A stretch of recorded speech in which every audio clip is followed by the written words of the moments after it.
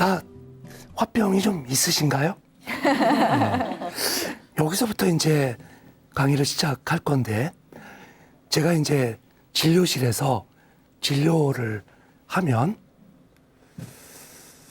제 목소리가 좀 작잖아요. 그래가지고 이제 저도 사실은 답답할 때가 있고 환자분이 답답할 때도 있어요. 근데 화병 걸리신 분이 저한테 딱 하는 얘기가 사모님은 좋으시겠다. 왜 그러세요? 그러니까 목소리가 작아서 좋아요. 그러니까 집에서 남편이 고함고함 지르는 거를 못 견디겠다 그러시면서 저의 그 약점인 목소리도 어떤 사람한테는 좋아 보이는 거죠. 그러니까 세상이 참 그런 것 같아요. 반대로 이제 저희 집사람은 좀 목소리가 큽니다. 자, 어쨌든 간에 이렇게 여러 문제에 대한 그 문제 때문에 화병들이 생기죠. 오늘은 정신건강에 대한 것, 그중에서 분노와 화병에 대한 설명을 드리도록 하겠습니다. 자, 그러면 우리가 스트레스나 그런 거 따라서 사람이 어떻게 바뀌냐를 아주 짧게 한번 넘어가 봅시다. 일단 한번 생각해 보세요. 나는 스트레스가 많은가? 사실 사람들은 내가 뭐 때문에 스트레스 받은지를 대부분 알아요. 알아요. 그 남편, 뭐 우리 자식, 뭐 직장 상사, 다 알죠. 근데 이것도 한번 생각해 봐요. 내가 혹시 스트레스를 주는 사람은 아닌가? 주는 사람도 있을 겁니다. 여기 아까 어떤 분, 자기는 절대 화병이 아니란 분, 아마 그분은 그 상대방이 화병에 걸렸을 수도 있죠. 네, 내가 화를 주고, 그 다음에 원래 화가 나는 사람도 있겠죠. 네, 원래 화가 많은. 자, 그런데 그렇게 볼 때는 그러면 내가 스트레스가 몇 점 정도 되냐 이런 것도 파악을 해봐야 되고, 내가 스트레스를 조절할 수 있나 없나도 중요해요. 직장 상사, 직장 부하, 요즘 직장을 다니는 사람들은 다들 저같이 얘기합니다. 상사가 스트레스가 더 많지. 요즘 애들은 스트레스 없어. 이렇게 얘기를 하죠. 근데 사실은 스트레스가 상사가 많을까요? 사실은 총량은 많을 수가 있습니다. 근데 중요한 거는 내가 스트레스를 조절할 수 있으면 그게 많아도 훨씬 적게 받을 수가 있어요. 그러니까 예를 들어서 목덜미가 떨리면 야, 나 밖에 나가서 사우나하고 올게. 이러면 풀릴 거 아니에요. 막 그런 식입니다. 스트레스로 해서 병도 생깁니다. 근데 스트레스 생겼다고 병원에 갈 생각 없죠? 혈압이 오르면 병원에 가죠?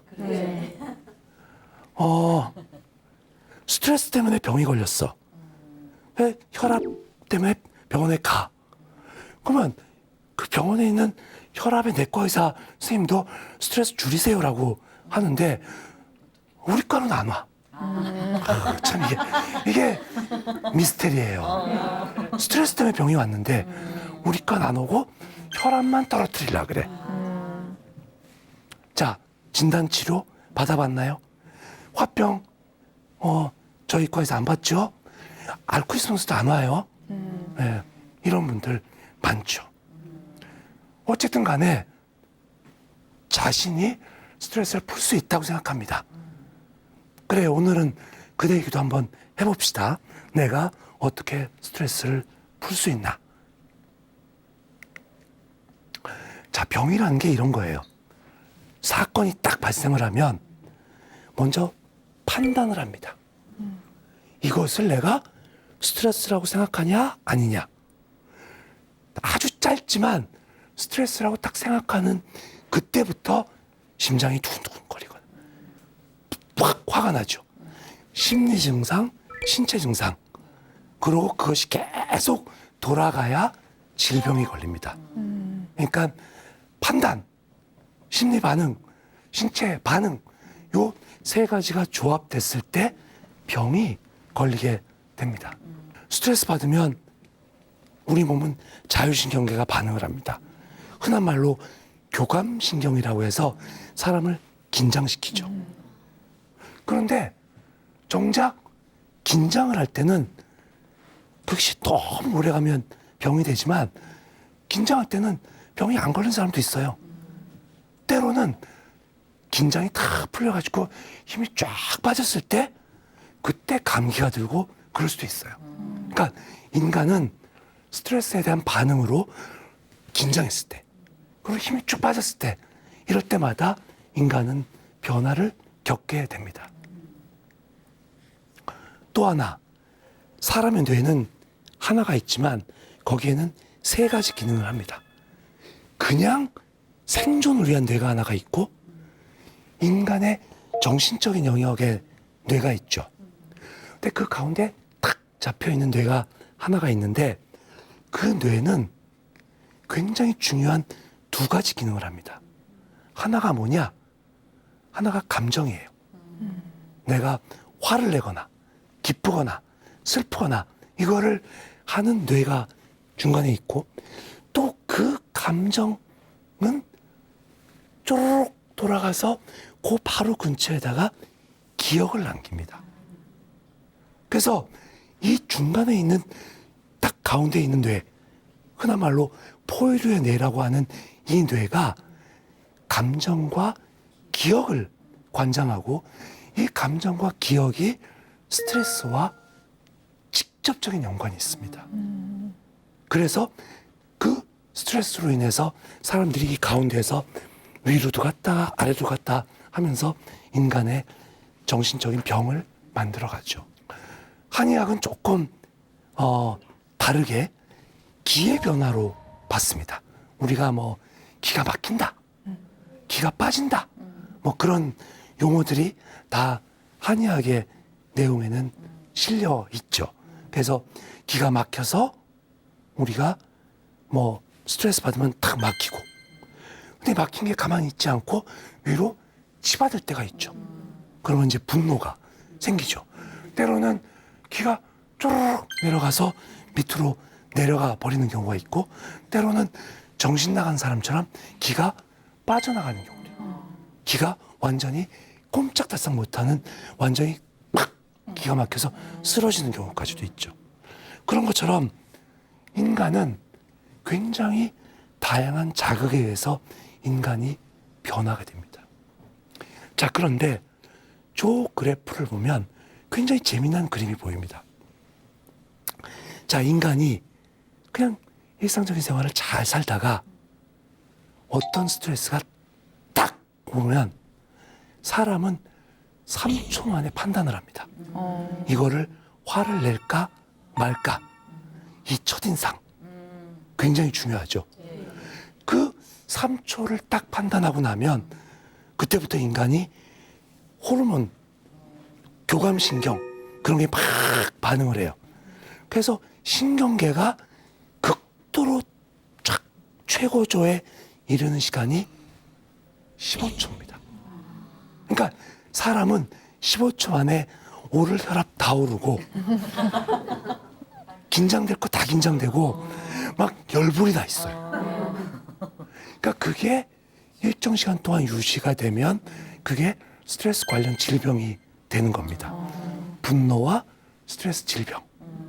그러면 그때 우리는 어떻게 해야 되냐? 어쨌든 그만큼 올라간 만큼 그만큼 내려가야 다시 똔똔이 돼서 원점으로 돌아가는 거죠. 그 원점으로 빨리 가기 위해서 우리가 지난번 시간에 호흡을 하고 힘을 빼고 낮잠도 자고 뭐 기도 돌리고 빨리 해야 돼요. 그런데 사실은 그게 그래봤자 우리는 그 시간을 15분 정도를 해야 된다는 거예요. 그래야 원점으로 돌아가는 거예요. 그래서 만약 여러분이 스트레스 꽝 받았어. 집에 가서 뭐야? 혈압이 올라. 맥박이 뛰어. 숨이 안 쉬어져. 그러면 빨리 밖으로 나가서 호흡을 하고 명상을 하고 걷고 15분을 해야 다시 원래의 리듬으로 돌아요. 그렇지 않게 되면 교감신경이 계속 흥분된 상태에서의 병. 그리고 교감신경이 계속 흥분된 상태만 가는 것이 아니라 그걸 보상하기 위해서 부교감신경이 막 작용해서 쭉 빠져 있을 때 사람은 또 힘이 쭉 빠져요. 그때도 병이 생깁니다. 그러니까 우리가 분노로 인해서 생기는 병이 화병이라고 하면 힘이 쫙 빠져서 생기는 병은 우울증이에요. 그러니까 분노와 화병과 우울증은 굉장히 친합니다. 그리고 이제 그게 오래되다 보면 도저히 의학적으로 설명되지 않는 여러 증상들이 마구 일어나죠. 그게 바로 병의 그 내용입니다. 자, 그러면 한의학에서 어떻게 보냐? 첫 번째는 외부 자극에 의해서 아까 말한 기의 변화가 있죠. 또 어쨌든 자극이 나타나면 반응, 증상, 질병 이렇게 병이 걸리는 것도 우리가 지난번에 공부를 했죠. 또 하나가 뭐냐 하면 인간의 체질, 성격, 기질 이런 게 이제 또 굉장히 중요한 거죠. 제가 그래서 가끔씩 그렇게 물어봐요. 학생들한테 체질 수업을 듣는 사람한테 뭐라고 물어보냐면 같은 체질하고 결혼하는 게 좋을까? 다른 체질하고 결혼하는 게 좋을까? 어떨 것 같아요? 다른 체질. 다른 체질이에요? 같은 체질? 뭐 왔다 갔다 하죠? 그래서 제가 이제 꼭 정답은 아니지만 이렇게 얘기하죠. 연애는 다른 체질하고 결혼은 같은 체질하고. 네, 답은 아닙니다. 자, 어쨌든 그렇게 사람의 특성에 따라서도 이 갈등이나 질병이 생기죠. 그리고 또 하나는 결론적으로 기가 쌓이는 거, 담, 화, 허한 것 이런 게 다 정신장애의 원인이 됩니다.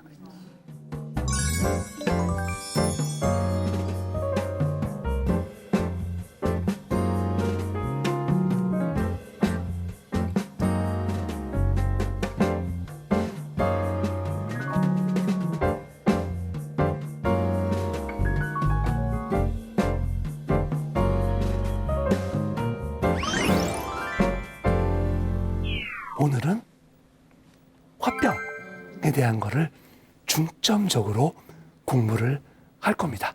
왜? 왜 화병을 중점으로 공부하죠? 제가 화병 전문가니까. 그러고 여기 계신 분들이 주로 다 저의 고객분과 매우 유사하니까. 자, 화병이라는 게 옛날에는 그냥 주부화병 대명사였죠. 근데 자, 봐봐요. 성격 화병, 갱년기 화병, 학생 화병, 직장인 화병, 빈둥지 화병, 정신 신체 화병 굉장히 많죠. 그 외에도 화병과 우울증이 반복되는 순환, 급성 화병, 증상, 그러니까 행동만 나타나는 격분. 근데 여기서 막 안타까운 게 있어. 용서 못하는 화병. 참 제가 이제 저희 클리닉에서 안타까운 사건 중에 하나가 어떤 게 있냐면 이런 거예요. 30대 초반에 남편의 바람으로 화병이 걸린 거야. 근데 이분이 지금 저희 병원에 20년째 다니고 있어. 왜냐? 용서 못할 화병 때문에. 도저히 용서가 안 된다는 거야. 20년을 맨날 오진 않지만 그래도 잘 지내다가도 언제 또 불쑥 화가 나서 또 와요. 그럼 또 막 침 놓고 하면 또 집에 계시다가 또 푹 하죠. 자, 그러면 그 부인도 화병이지만 남편은 어땠을까요? 싸다 싸? 지은죄가 있잖아. 지은죄? 그러니까 어쨌든 그 지은죄 때문에 화병 환자 옆에서 나타나는 화병으로 인한 화병을 갖고 있죠. 자, 이렇게 화병은 굉장히 다양한 모습입니다. 자, 이제 여기 이제 며느리 끝났다고 이제 고생 끝 행복 시작? 이라고 생각하시죠? 그런데 시대가 바뀌었습니다. 요즘은 며느리보다 시어머니 화병이 많아지죠. 그게 우리가 화병에 주목해야 될 굉장히 다양한 계층과 여러 분야에서 늘어나고 있죠. 참 안타까운 일이긴 하지만 대한민국의 현실입니다. 자, 화병은 뭐냐? 저렇게 화가 아랫배에 있으면 건강할 텐데 저렇게 빨갛게 위로 올라가니까 화가 되는 거예요. 즉, 근데 문제는 저렇게 한번 위로 올라가 버리면 이게 잘 내려가질 않아. 그래서 손 한번 톡 떼도 확 오르고. 그래서 화병이라는 게 한번 걸리게 되면 쉽게 치료가 안 될 수가 있다는 거죠. 저렇게 되는 겁니다. 마음에서 시작되고 분노와 연관되고 쌓아놓고 언젠가는 폭발을 하는 병이라는 거죠. 그래서 화병을 보게 되면 마음과 관계되고 반응적이고 만성적이고 신경성적이고 굉장히 다양한 모습으로 화병을 소개하고 있습니다. 그래서 화병 증상이 쭉 나와 있어요. 그래서 답답함, 열남, 치밀어 오른 거, 목에 덩어리 걸린 거, 그리고 억울한 분함, 이런 거죠. 근데 옛날에는, 뭐 옛날도 아니죠. 한 5년 전까지만 해도 6개월 이상이라는 단서를 달았었어요. 그리고 처음에 제가 화병 클리닉을 열었을 때는 뭐 10년 된 사람, 15년 된 사람 이런 분들이 왔는데 요즘은 3개월, 2개월. 그래서 굉장히 짧아졌어요. 그래서 그걸 어떻게 할 수 있냐? 결혼을 해서 이혼을 하는 확률을 보면 우리나라에서 아예 1년 미만, 아예 60대 이후 제일 높습니다. 그러니까 참을 때까지 참던가 아니면 바로 못 참겠다. 그래서 이렇게 극단적으로 화병의 모습들이 바뀌어가고 있다는 거죠. 치료 어떻게 하느냐? 열이 확 나니까 한약 갖고 좀 잘 열이 꺼져요. 열만 좀 꺼져도 좀 살만해. 또 침은 이렇게 딱 침을 놓으면 가슴이 좀 시원해요. 가슴이 시원해도 살만해. 그 다음에 이제 배에다 뜸을 떠줘. 아랫배가 뜨뜻하면 위에 열이 좀 내려와. 살만해. 그러니까 저렇게 한약, 침, 뜸은 살만할 정도까지 만들어주는 거예요. 근데 살만할 때까지 되겠습니까? 왜냐하면 집에 가면 회사에 가면 또 똑같은 스트레스를 만나게 되죠. 그럴 때 어떻게 하시죠? 저 계신 분은 명상을 하실 것 같아요. 저분은 음악 감상을 하실 것 같아. 저분은 또 뭐 하실까? 산책을 하실 것 같아. 각각의 치료의 방법이 있죠. 그런 방법들을 써야 됩니다. 그래서 우리가 지난번에 숨쉬는 연습했죠. 일단 길게 내쉬자. 그러면 치받는 것만큼은 내려간다. 그죠? 그 다음에 차 마시는 거 좋아하죠. 특히 뭐 녹차 같은 거는 성분이 워낙 찬 성분이니까 승질 날 때 괜찮습니다. 그 다음에 이제 뭐 음식도 조절하고 또 뭐 어떻게 풀겠어요? 말로 풀어야지. 그럼 이제 막 수다 떨다 보면 좀 화가 풀리죠. 또 뭐 그 밖에 여러 가지 방법이 있죠. 산책하고 또 누가 이렇게 주물러주고 또 스트레칭하고 글쓰기, 그림 그리기 이런 거 다 좋습니다. 글쓰기 같은 거 해보세요. 이게 굉장히 재미납니다. 예를 들어서 내가 뭐 때문에 화가 났어. 생각이 5만 가지야. 근데 글을 쓰다 보면 한 4-5가지밖에 쓸 게 없어. 그러면 어때요? 아, 내가 요 서너 개 때문에 5만 가지 생각을 하는구나. 알 수 있죠. 그러면 좀 낫습니다. 자, 그러면 화를 조금 더 봅시다. 자, 우리가 화는요, 처음에 딱 반응하면 그때는 그거를 급성 스트레스 반응이에요. 화가 날 때죠. 혈압이 딱 오르죠.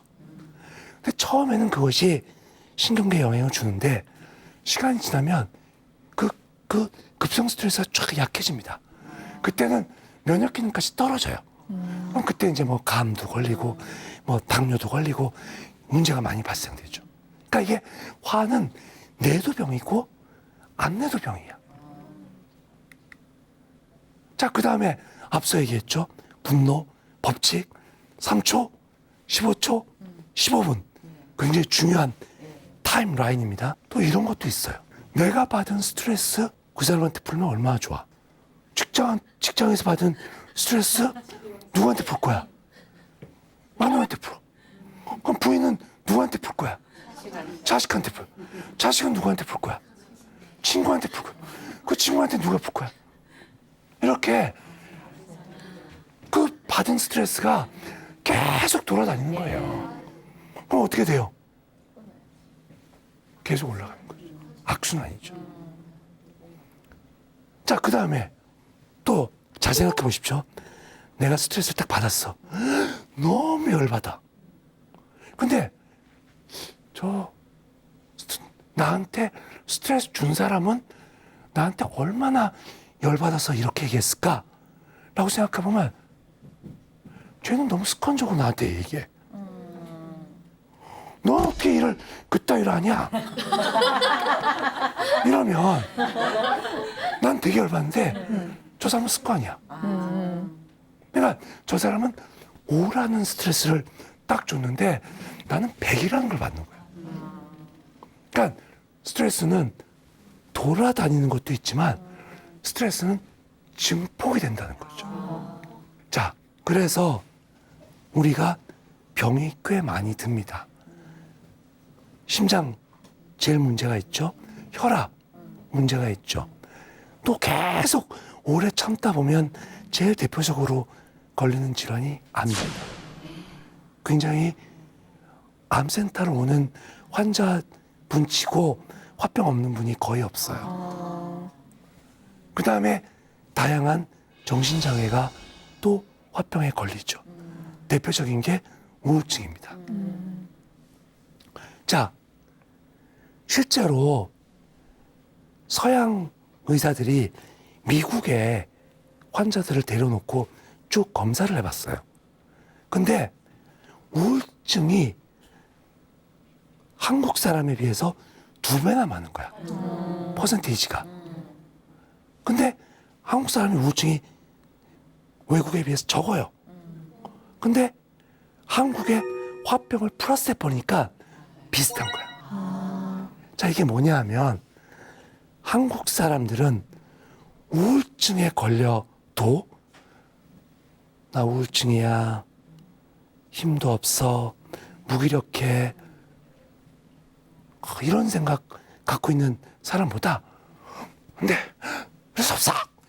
그러니까 화를 내고 싸우고 이런 사람이 있다는 거예요. 그러니까 사실은 우울증의 큰 범주 내에 화병이 속한다라는 견해까지도 갖고 있어요. 근데 앞서 얘기한 것처럼 어쩔 때 화병이었다가 어쩔 때 우울증으로 빠지는 경우도 있습니다. 아니, 조울병하고는 달라요. 그거는 또 다른 병이고, 화병과 우울증이 겹칠 때는 정말 어쩔 때는 화를 확 내다가 어쩔 때는 그냥 또 쭉 가라앉아서 아무 말도 못하는 경우 생각보다 많습니다. 공통적으로는 잠 못 자고 불안하고 허무하고 이런 것들이 있죠. 자, 그러면 분노와 화 우리는 어떻게 다스릴까 봅시다. 처음에 명제는 용서입니다. 아까 용서 못한 안타까움이 있죠. 그 용서를 어떻게 해야 되냐 한번 봅시다. 다른 사람이 화를 냈을 때 이 세 가지 단계를 겪어야 됩니다. 일단 귀 기울여서 들어볼 수 있어야 돼요. 상대방의 화를. 그 다음에 공감을 해줘야 되고, 사실 그 공감까지 가다 보면 측은한 마음이 생깁니다. 야, 저 사람이 저렇게 화를 많이 낼 때는 저런 마음이 있었겠구나. 아, 참 저런 마음까지 갖고 살았으니 얼마나 안타깝겠어. 요 과정을 겪게 되면 용서의 힘이 생깁니다. 그래서 분노의 독은 용서를 통해서 풀어나가는 거죠. 자, 또 하나는 굉장히 재미난 방법입니다. 이거는 이제 한의학에서 정서를 조절하는 방법이에요. 화는 조금 있다. 마지막이니까 좀 있다. 우리가 불안이 많은 사람들은 어떻게 하느냐? 왜 그 불안이 왔을까를 곰곰이 생각하면 불안을 완화시킬 수가 있어요. 그러니까 불안이 생기면 불안의 원인을 찾자. 그러면 불안이 줄어들 거다. 사람이 슬프다. 슬픈 마음이 막 들 때는 조금 깊은 일이 생기면 그 슬픔이 조금 완화가 돼요. 생각이 많아. 뭐에 고토리 빠져가지고 뭐 헤어나지 못해.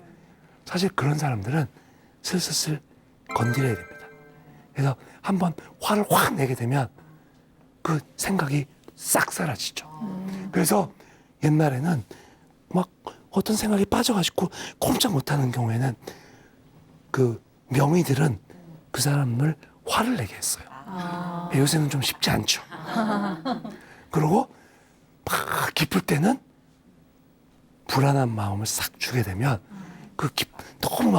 너무 깊어서 어쩔 수 모르는 사람의 마음을 조금 탁 안정시킬 수 있죠.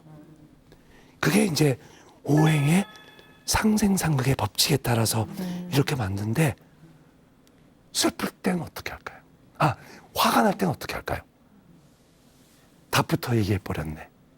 화가 날 때는 슬픈 슬픈 영화를 딱 보는 겁니다. 그래서 내가 억울하고 분한 감정이 막 들어가지고 막 치받고 올라가고 위로 확 들 때는 어떤 슬픈 음악을 탁 들고 눈물을 쫙 빼고 나면 우리 마음에서의 분노가 싹 가라앉죠. 그게 분노를 조절하는 한의학의 감정 조절법입니다. 또 매일 또 밤마다 슬픈 음악만, 슬픈 영화만. 네. 자, 그러면 또 뭐 할까? 앞서 제가 얘기했죠. 화가 나서 치받을 때는 어떻게 할까? 일단 나갑시다. 나가면 뭐 하냐? 호흡을 하죠. 호흡만 할 거냐? 심심해. 그럼 뭐 할 거냐? 걸어야죠. 사실은 걷기는 제가 제일 좋아하는 방법 중에 하나입니다. 그래서 걷는 것을 잘 하게 되면 그게 이제 명상적인 효과가 있어요. 저 하나, 둘, 셋, 네 번째 책이 제가 쓴 걷기 책입니다. 걷기를 할 때 명상을 함께 하는 책이에요. 사실은 굉장히 걸을 때가 많습니다. 자, 걷기라는 게 굉장히 재미난 작업이에요. 걷기는 거의 철학입니다. 우리가 한 걸음 한 걸음 걸을 때마다 한 걸음을 뛸 때 불안해지잖아요. 내쉬면 안정되고 또 한 걸음을 뛸 때 불안해지고 내쉴 때 안정되죠. 즉 불안과 안정을 계속 하면서 우리 몸을 조화시키는 작업이 뭐냐? 바로 걷기입니다. 혹시 여러분들 어떤 방송사의 다큐멘터리 중에 용서라는 다큐가 있어요. 그 용서라는 다큐는 왼수 두 사람을 모아놓고 걷기를 시키는 겁니다. 언제까지 걸을까요? 용서할 때까지. 용서가 안 되면 계속 걷기. 아니, 용서할 때까지 걷는 거야. 용서해야 프로가 끝나. 자, 그 프로가 지향하는 목표는 뭐냐? 결국은 계속 걷는 겁니다. 자, 제가 마지막으로 팁 하나 드릴게요. 오늘 내 상대방과 굉장히 많이 싸웠어. 우리가 뭔가 풀어야 돼. 어떻게 풀까요? 가서 걸어. 같이 걸으세요. 걷기가 좋은 점이 뭔지 아세요? 일단 말을 별로 안 해도 돼. 그냥 걸으면 돼. 끝나고 나면 둘이 굉장히 오랜 시간을 같이 있었어. 그러니까 같이 호흡은 같이 맞추면서 오랜 시간 같이 있었지만 말은 많이 안 섞었어. 그 가운데 용서라는 프로세스가 작동이 된 거죠. 자, 화병의 극복 방법 익히셨겠죠? 네, 우리는 아주 오늘 간단하게 화병, 그 다음에 분노를 다뤄봤습니다. 이제부터는 다음번 시간부터는 그걸 조금 더 구체적으로 이럴 때 이렇게, 이럴 때 저렇게 하는 방법으로 화병과 분노, 그리고 그걸 이기는 방법, 그리고 또 여러분들이 좋아하는 명상까지 같이 해보는 시간을 갖도록 하겠습니다. 감사합니다.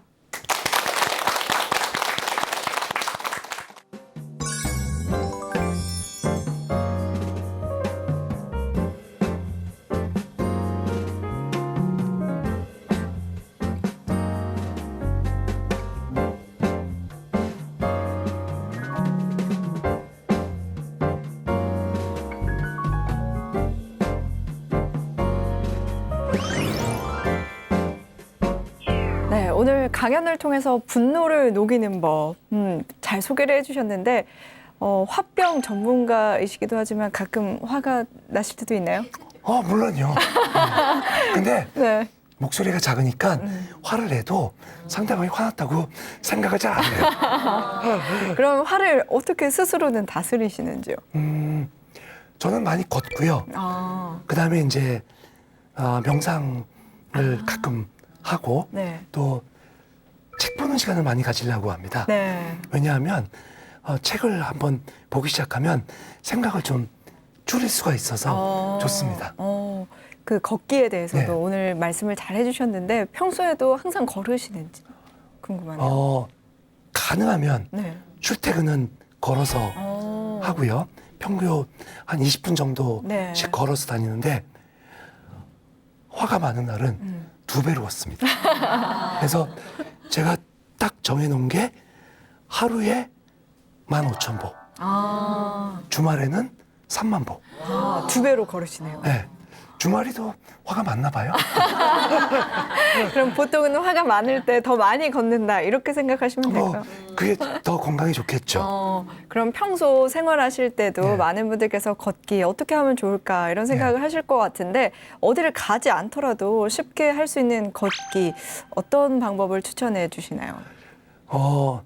사실은 걷기 코스를 너무 잘 만들어 놨어요. 사실은 너무 잘 만들어서 사실은 조금 별로입니다. 그러니까 왜냐하면 네. 우리가 뭐 제주 올레나 지리산 둘레나 이렇게 명소가 한두 군데 있으면 내가 거기 가서 걸어야지 라는 마음이 생기는데 사실은 서울에는 서울 둘레길, 각 동네마다 다 둘레길, 또 저의 출퇴근길인 아파트길 걷기는 너무 좋은 곳이 많습니다. 네. 그럼 걷기가 좋은데 가야 이 걷기의 효과를 더 못 본다고 볼 수 있을까요? 더 잘 본다고 볼 수 있을까요? 걷기에 집중할 수 있는 곳이면 어디든지 좋겠죠. 가능하면 조금은 자신의 환경과 떨어져서 걷지만 걷기를 제대로 하려면 평소에 걷기를 습관으로 만들어야 되기 때문에 습관으로 만들기 위해는 네. 정말 출퇴근길, 뭐 지하철 2정거장 전부터 집까지 걸었기, 뭐 이런 게 일상이 돼야겠죠.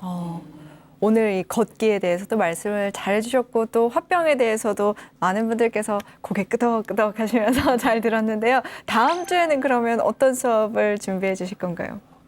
아마 이제 본격적으로 화병과 분노가 사람마다 갈등 또 쌓인 게 있을 겁니까? 네. 그러니까 그런 것들을 상담을 통해서 푸는 방법, 그다음에 뭐 침이나 약을 통해서 하는 방법 이런 것 좀 더 구체적으로 말씀을 드리도록 하겠습니다. 네, 그러면 다음 주 강연도 많이 기대하도록 하겠습니다. 오늘 강의는 여기서 마무리하겠습니다. 함께해 주신 여러분 고맙습니다.